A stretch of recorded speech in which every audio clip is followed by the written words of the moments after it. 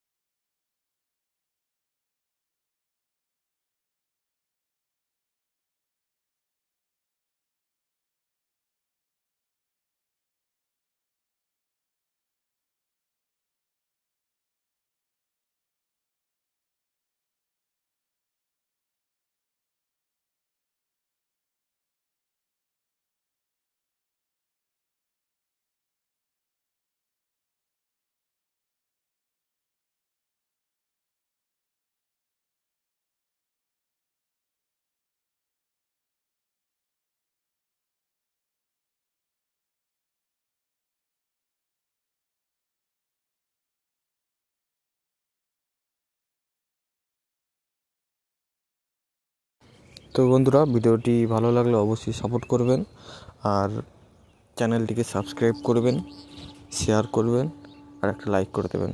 তো ভিডিওটি এখানেই শেষ করছি, ঠিক আছে। আপনারা সবাই ভালো থাকবেন। তো পরবর্তী ভিডিও দেখার জন্য অবশ্যই চ্যানেলটিকে সাবস্ক্রাইব করে দিন। আর এর পরের ভিডিও আমি দেখাবো আমাদের যে ক্যাম্পে যে ডব্লিউএম প্ল্যান্ট আছে সেটা উঠে যাচ্ছে, সেটাই আমি দেখাবো।